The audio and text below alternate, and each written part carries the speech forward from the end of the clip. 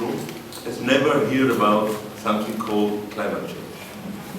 So right stance, or renewable energies, or fossil fuels. Okay, everybody.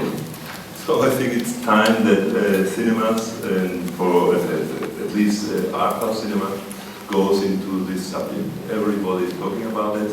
It's one of the main problems we face as a society.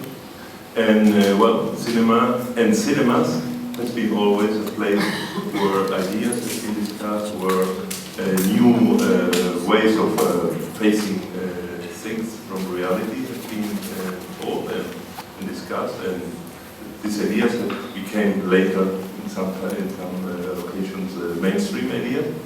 And so we think that cinemas should get involved in that. We have done this postcard, you can find it outside, with these ideas and these proposals included in this program called Green Screens that CICAE launched last ACAM. So cinema is the art of light, everybody knows about that. We need electricity to show our films, and we need huge amounts of electricity, of energy. A cinema uses a lot of kilowatts a year, and this energy is normally, or until recently, came from fossil fuels, carbon, diesel, other sorts of obtaining electricity or energy from fossil fuels. Lamps, air conditioning, sound equipment, everything needs energy, electricity.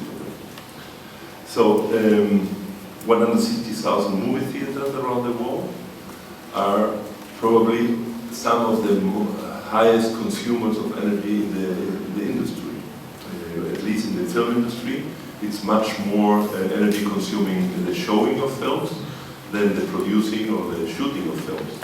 And paradoxically, shooting, or the other stage of the value chain of cinema, became more aware about this problem, or become aware about this problem earlier than us in cinema. No? And there are 36,000 cinemas in Europe, and from them 3,600 are art house cinemas, or at least are the art house cinemas that are part of CICAE. So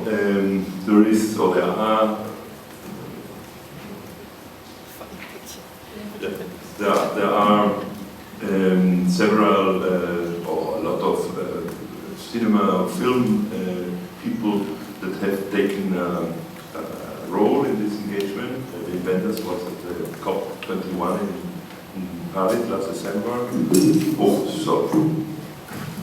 Arnold Schwarzenegger played an important role, and simultaneously as being an actor, and the governor of California for a couple of years, in which California went more deeply into renewables and facing the climate change question. There are a lot of signs that there is an increasing awareness about that. Film demand last year or this year has shown that hundreds of thousands of people are interested in how to find solutions for that. Or home, that was also a worldwide success. Or Leonardo DiCaprio's statement at the Oscars ceremony this year, putting climate change and climate issue in the first line. Also, Robert Redford is one of the leaders in this sense, or as I told before, Arnold Schwarzenegger. So, we had Maureen presentation before, and this is one of their screenings in Holland. Why should cinemas get involved in that? As I told before, we have been always for progressive ideas. Cinemas have been a place for open discussions. Art house cinemas have been the launcher of some of the films that have changed the way we see the world. The audience is also being concerned more and more by this question. cinemas is much more than just entertainment. And at the same time, as sustainability, as a way of seeking for cost efficiency is also a question. A part of other moral or ethical questions is also a marketing question involved. It's cinemas that became greener can gain support or an interest from their audiences. In our cinema in Palma, Cineciutat, we did a shift for renewable energies 2 years ago, and it's not just that it is cheaper to get 100% renewable energy for running the cinema, it's also that the public, the customers, the cinema goers appreciate this change. And so now we arrive to what are the program, what are the ideas behind this program that the CICAE launched. Okay, we propose the cinemas to change, to shift to energy providers that assure that 100% of their energies comes from renewable sources. It is not so difficult, it's just a question of signing a contract that changes from one company to another. We have this website where all the energy providers of Europe are listed, so that you can choose in your country who provides full renewable energy. And well, we did in Spain with Solenergia, but there are others in Germany and a couple of companies in the United Kingdom, Italy, Croatia, all around Europe. Spared on energy is just a question of changing the provider. It's also important, and something that several network of art house cinemas are part of CICAE are starting to do, to change practices. So what are we doing? In Germany there are around 40 or at least 40 cinemas that has gone green. In Sweden we have been talking with a colleague that will be, Matthias Holst, that will be presenting also today about their experiences on changing the commons and the elements, the concession products for biological products, and it works very well. And well, it's important to change, and that's why CICAE has opened a part of the website for this change of practices, so that all proposals and experiences are welcome. The idea is to know what has been done until now and what can be done, and to change this idea. So there are a lot of ways to reduce the impact, from waste separation to water management to the concession offerings, organic popcorn, for instance, reducing or eliminating plastic cups, or at least recycling. These are measures that are not only important from a green point of view, but also from a cost saving in some cases point of view. So, Green Handbook for Cinemas is something that has been discussed. I think Birgit will go further on that idea. We propose also to include in this seminar here in San Servolo, this time for the first time, but in the future also a permanent discussion table about this issue. And well, it's something that also Birgit will go in depth about the idea of having a sort of green screen label that identifies the cinemas that have certain practices that are in this direction. So we think that it is important to communicate it also to the audience, so that it's not just that the cinema goes green, but also that it can be a vehicle to promote the green concept into the public by shooting, by screening certain films, or even by pointing out in their communication that all these measures have been taken.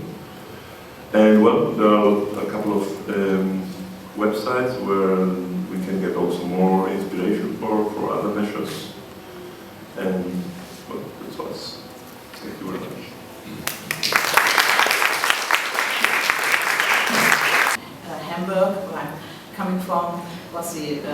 green capital of Europe. And very soon I met Maureen, and then I did a story on solar cinema in Cannes. I met Pedro and reported about his green cinema at Mallorca. And so I think it's important to inspire more and more exhibitors to do some sustainable measures and to become as green as possible. And as Pedro mentioned, it's possible to save some money. So there is this image of this drowning area, so as Maureen mentioned. And we know heating is going up at the COP. There were all these agreements, and the countries said, yeah, we want to do something, we commit to sign the agreement. But we all knew fossil fuels need to stay in the ground, but who are the biggest polluters? So there are the coal power stations, there are cars, but cinemas. So according to the European Broadcasting Unions, the whole media industry generates about 2% of all the carbon emissions, so 2% is not so much. But let's take a closer look.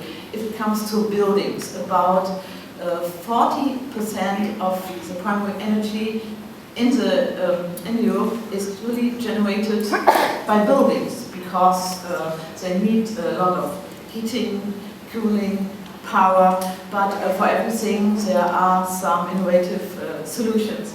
So if we look into a cinema a little bit closer, where does most of the energy go? The heating, the cooling, the computers need a lot of energy, and of course digital cinema has made a difference because before analog projection didn't consume so much energy, and air conditioning is also a huge factor. But there are also solutions to change that. So, for example, in France, there's a company which invented a system where you can use the heat of the computer and turn it around and use this energy actually to heat offices and buildings. And this is already happening in Paris, where a couple of hundred apartments are heated with this. And there are a lot of solutions, like we also have seen in this film tomorrow. There are solutions for many things. And but in the cinema, energy efficiency is really a big issue. So to save energy, which is good because it also saves costs.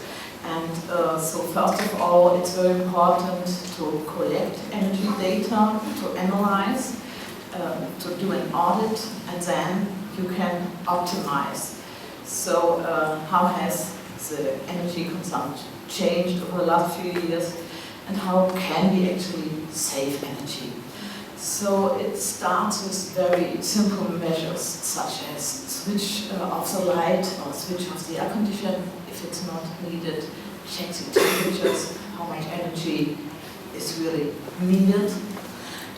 Then we can do very small investments without discontinuing the operation of the theater. You can install, for example, LED instead of the other lights, and we can have motion sensors in restrooms and so on. So here you can have LED in the screening room, in the lobby, on floors, in the restrooms. You can try to reduce water consumption, and you can have water faucets which have a sensor that stops after a little while. And of course there are always also possibilities for much bigger investments, like in big theaters. They have this compensation plans where you're getting back some energy. But this is a larger investment, and that would mean to stop the operation of the theater for a while. Then isolation is always a big issue to keep the cool or the heat in it. And then renewable energy, as Pedro already said. So the easiest solution is just to switch to a renewable energy provider and to get some wind or solar power.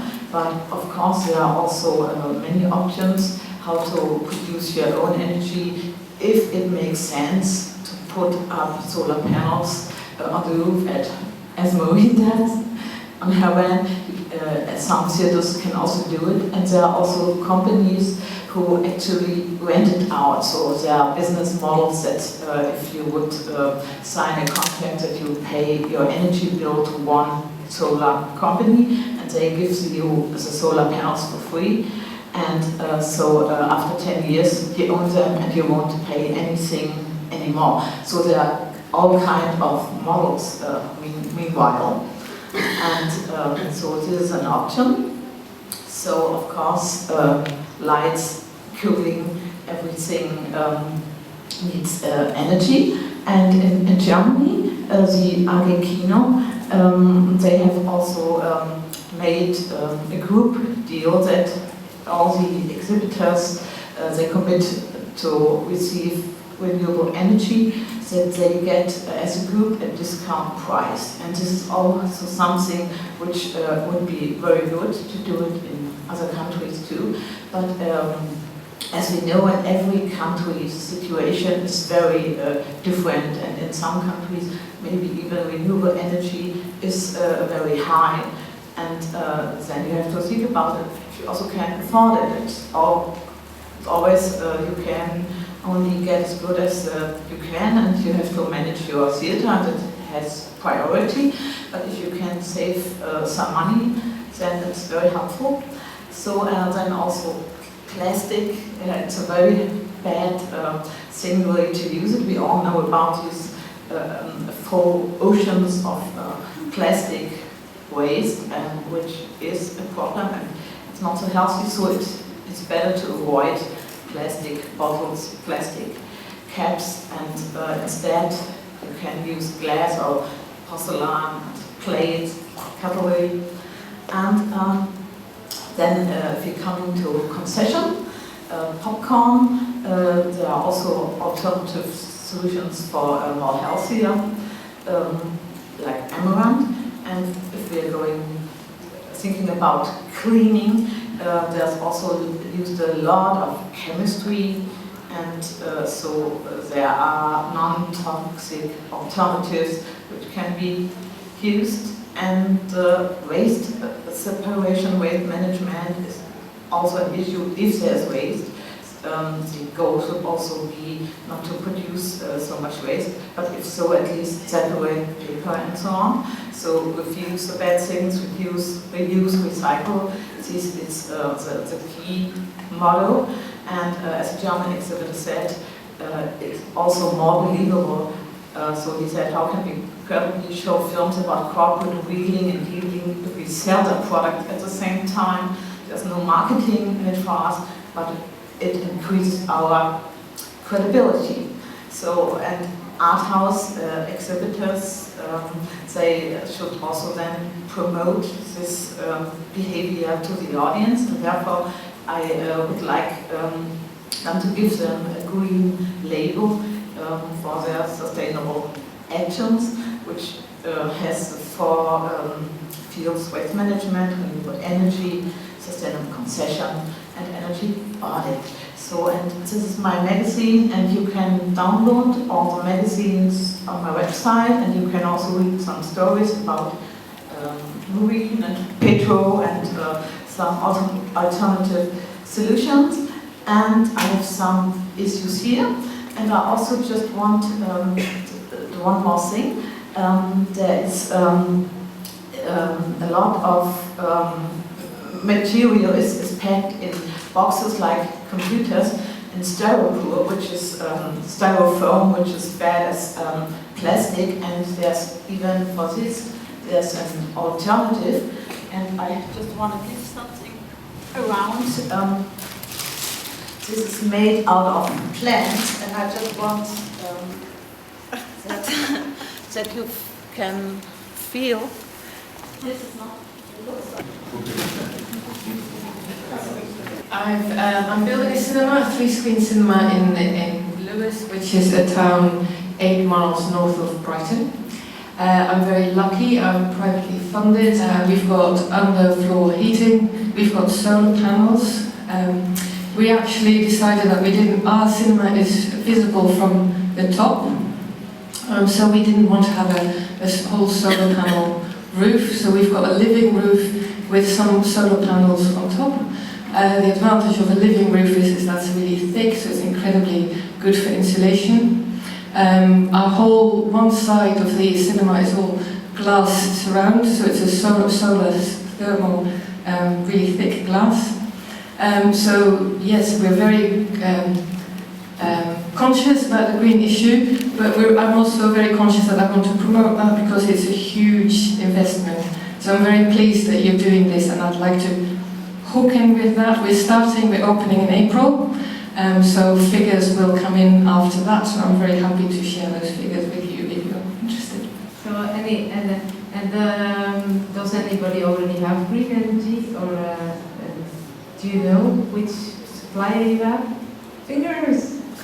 See, that's only 2. Well, me. 3, yeah, 4.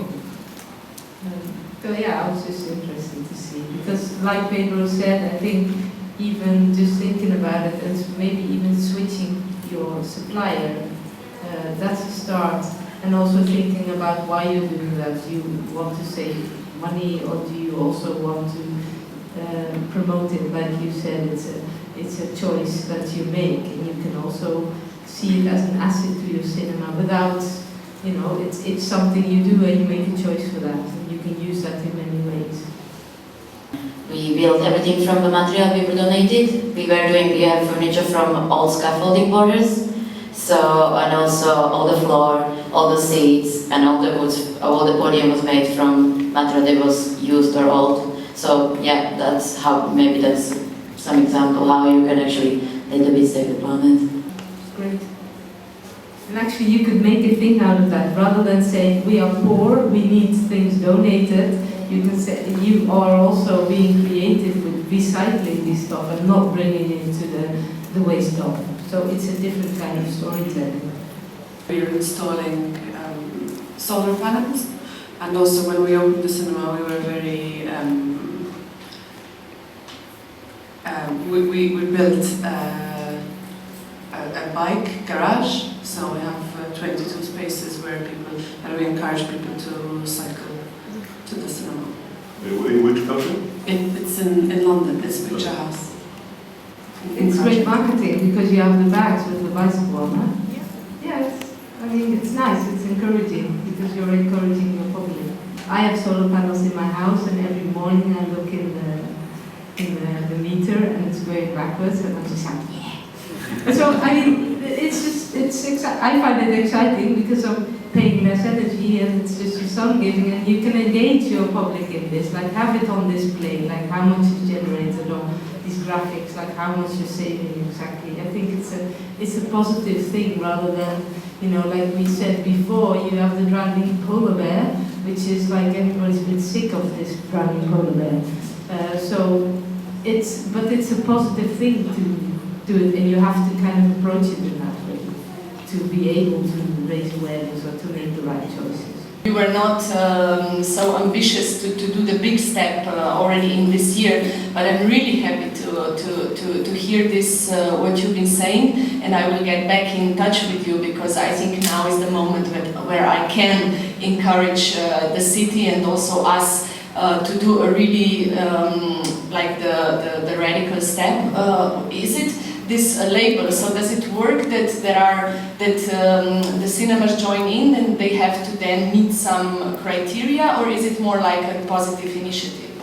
For the moment, it's just an initiative to share experiences and to join into this trend. Maybe in the future or in some time, once we start to develop ideas and proposals, we can be more active and more proactive. Because we have a large bicycle shed, and I've been thinking about how to reward people that come to the cinema by bicycle and by public transport, but very quickly you then leave out the pedestrians, or the people who come by car, who have to come by car because they live in the villages surrounding, they feel like they're being punished. So how to encourage people to use sustainable modes of transport. I'm sort of wondering how to... That's a very good point, and this is what this is also all about. This is an exchange and workshop of ideas, and but also if you measure a carbon footprint of something, it's always a question, do I just measure this what I already have, or do I go really back to the source, how something is produced?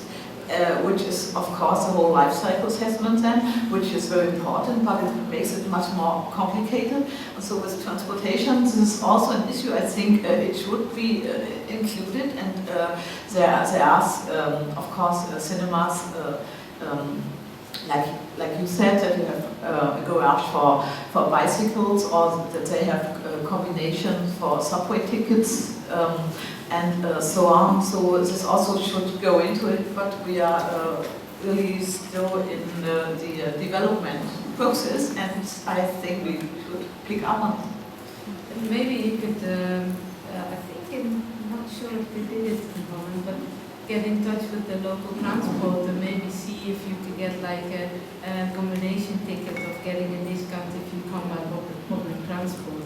That's what's like researching, and then you don't leave people, you know, it's like you said, you don't want to have the negative side of punishing, but and rewarding also should be kind of at a level, but if you can work with other parties, or like the marketing strategy that Picture House had, even with the bags promoting it, and then make a combination, and I'm sure if you get like, maybe the transport companies could, or you could say, if you have a bus ticket, you get £1 off, something like that. No, but it's interesting to include the transportation issue into the whole concept. Yeah, exactly for that idea. And also cost-wise, because in big cities where a lot of art house cinemas are based, parking is a big issue, of course, and but also for cinemas, they have to have so and so many parking spaces for cars. They have to pay for it, and it's very expensive. It's a couple of €1,000 just for one parking space. And so if you do an action like this, so maybe it's also possible to make some better deals with the city. So it would be a win-win situation, yeah.